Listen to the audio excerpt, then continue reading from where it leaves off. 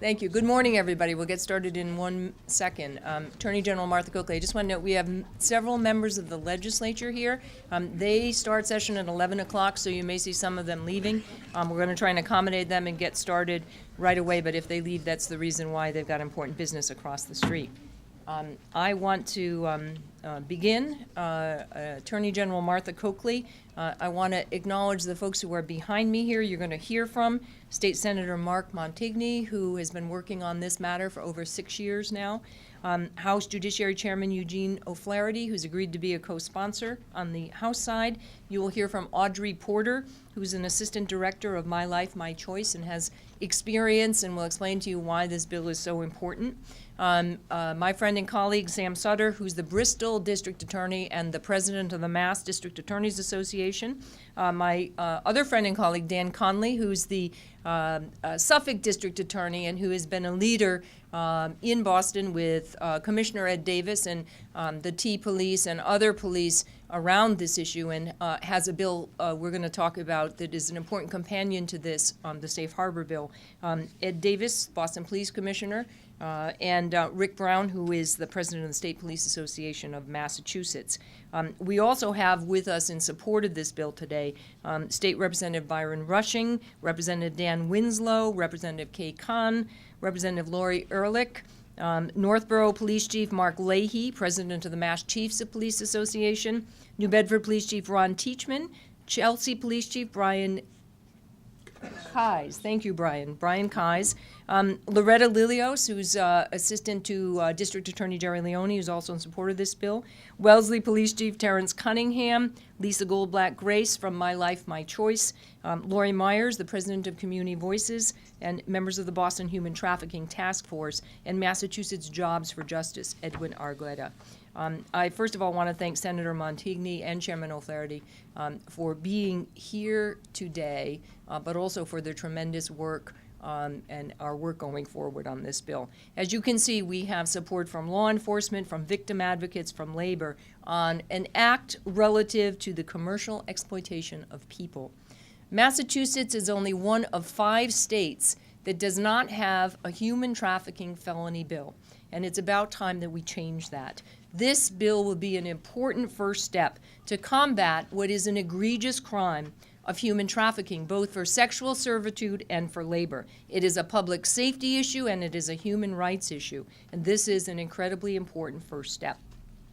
People of every background are exploited on a daily basis, not only internationally, not only in this country, but right here in Massachusetts in our backyard. And this bill sends the message that human trafficking is unacceptable, and it gives law enforcement the tools so that we can suppress it and we can hold those accountable who would make a profit at people's expense. It is the second largest and fastest growing illegal industry. And as you can imagine, competing with drug trafficking, we have over 27 million people we believe are trafficked internationally, including domestically. It's a $32 billion industry, and if you think about it for a minute, if you sell guns or drugs, they're gone, you need a new supply. If you traffic a young woman on the street, you can send her out, make money, bring her back, and do the same thing the next day. So you can see why it's attractive, why it's lucrative. I saw myself as head of the child abuse unit and later as Middlesex District Attorney, as I know my colleagues see now every day, young women who are brought in most often as defendants because they are selling themselves on the street. They are facing criminal charges, but we have come to see that for many, if not most of these young people, they are victims first. And Dan Conley is going to talk about the bill he has filed to address that. It is incredibly important, and you will hear shortly from Audrey Porter, to understand how this exploitation works, how people are pulled in at 13, 14, 15, and that we do not have the tools here in Massachusetts to address in a comprehensive way what we need to do. This statute gives us enforcement tools, and it also gives us the ability to look at providing the appropriate programs and services for young people, particularly pulled into the life, and will help us educate the public on what we need to do to make sure that we stop human trafficking. We know, not only from our work in the streets, as the police will tell you, as the DAs know from the courts, but we know from our latest hearings on Craigslist, that as this has been a huge problem, it is facilitated by technology and by website, and it is right, as I said, in our backyards, and it has to be addressed now. We want to do that on 3 fronts: accountability for traffickers, those individuals and organizations who make money off this exploitation of people. We need to address how we fund the kinds of services and programs for victims to prevent this, and more importantly, to get them back out of the life once they've been pulled in. And we need to, in this bill, address the demand for services. We've looking at a bill that would increase penalties for those who would engage in sex, commonly known as Johns. This legislation creates the crime of trafficking for persons for sexual servitude, which has a penalty of no more than 20 years in state prison. It creates a crime of trafficking of persons for forced labor, has a penalty of no more than 15 years for state prison. It imposes higher penalties for those who would victimize people under 18. It imposes a minimum mandatory sentence of 10 years for second or subsequent offenses. It allows for forfeiture to the Commonwealth and enables some of the funds to be paid to victims for restitution in the prosecution of these crimes. It also creates an interagency task force to study the data and to make sure that we know who is being trafficked and how we can best address that. We know from other instances that information sharing in criminal justice for juveniles has been incredibly successful. We need to do that here to address this problem. We need to be able to find the remedies for those people who are pulled into this life, and we need to increase the penalties for Johns. Shortly, Dan Conley is going to talk to you about the concept of safe harbor for these young women and men who are most often come to our attention as defendants, but we think we have a better and a more successful way to address how they are pulled into the life. And I want to indicate today that we have already and intend to work within our own office on an Attorney General's strike force, within our own departments, our labor division, our executive division, our criminal division, as well as other parts of the office, to make sure that we are prepared here in a multidisciplinary way when this bill passes to work with the interagency task force that will address this problem head on. We need that multidisciplinary, easy for me to say, we need that multidisciplinary approach in order to be successful. I am grateful for the folks who are here supporting it. I think we can and will get support in the public for this. We know it has been under the radar, but it's time to make sure that we shine a spotlight on this crime.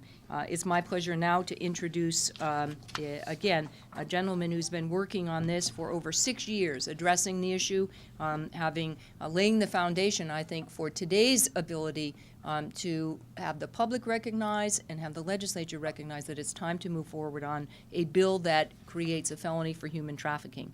Mark Montigny. Senator?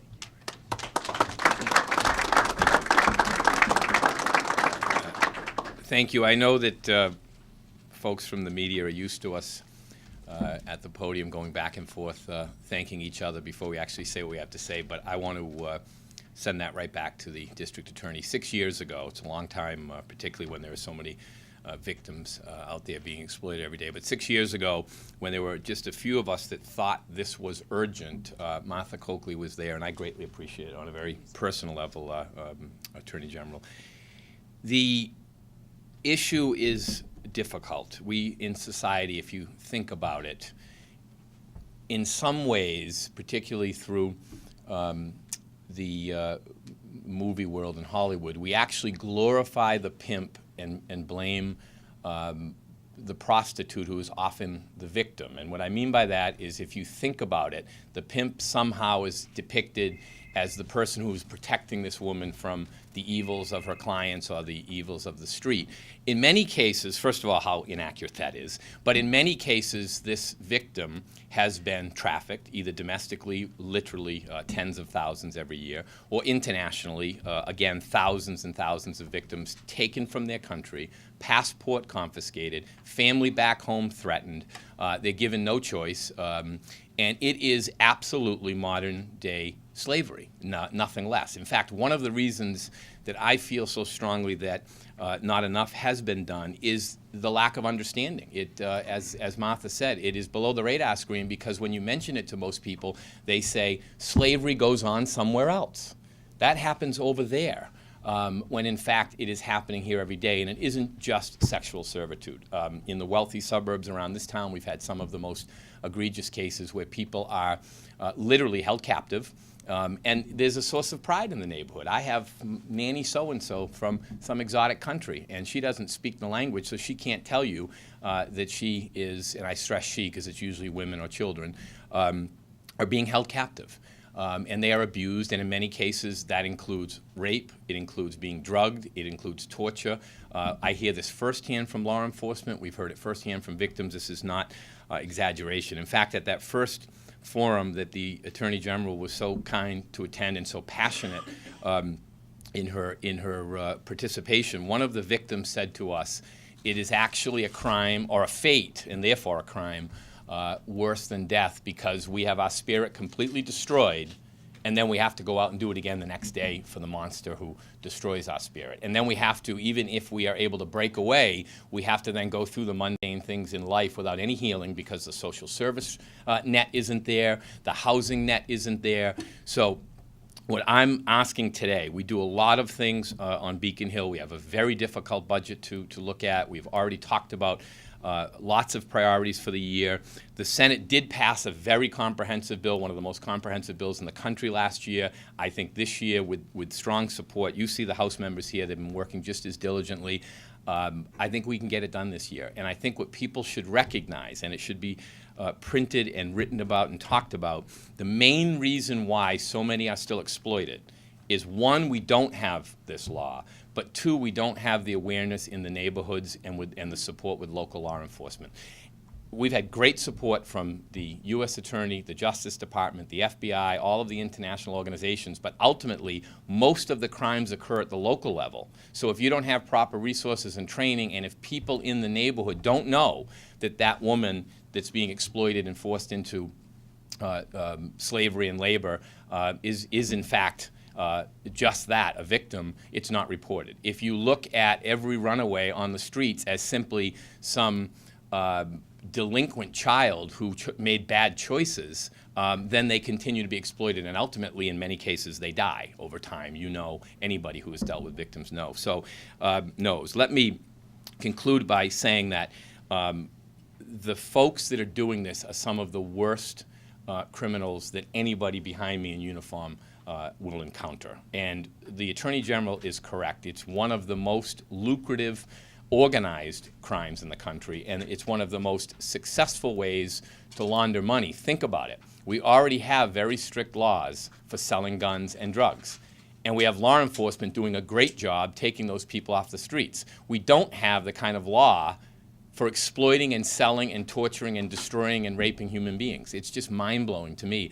And even if that isn't enough to make you feel discouraged, it's a multi-billion-dollar-a-year business, and what's happening now is organized gangs, both young and established, look at it and say, why should I traffic in guns? Why should I traffic in drugs when I can do this over and over and over, and if I get caught, most likely they'll blame the woman who is out actually selling. She's afraid of the pimp, who is a human trafficker and a slaveholder, frankly, and the woman goes back out on the street with a slap on the wrist, and ultimately she's destroyed. So I hope we pass a very, very comprehensive bill this year.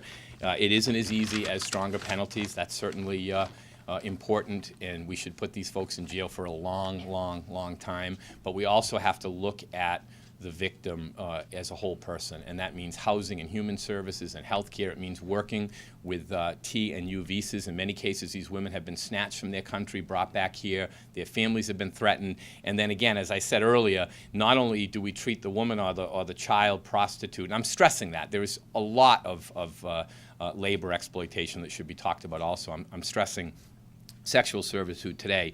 But what ends up happening is they can't go back home. And there are some folks who think that they are here illegally by choice because they're trying just to take advantage of this wonderful country, and therefore they should be shipped out. Many of these folks, if they cooperate and put people in jail, will be executed when they arrive back home in the country they were snatched from. These are not exaggerations. We've been told firsthand.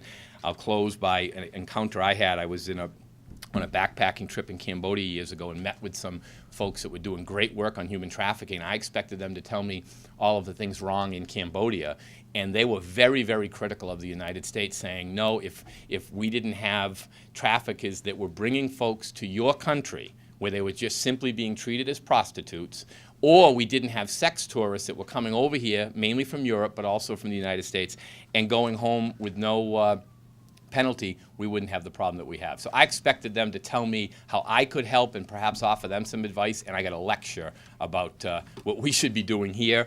I'm sorry to have gone on and on and on, but in 6 years, the only thing that's happened is more and more states have done the right thing, and literally hundreds of victims have been diminished, if not destroyed. So I greatly appreciate, more than anything, the folks behind me at this podium who are working to make it happen, particularly the Attorney General, who's been there from day one, and people like Karen McLaughlin from the Boston Police, who's just never left our side on this, despite some frustrating times. Thank you very much, Attorney General.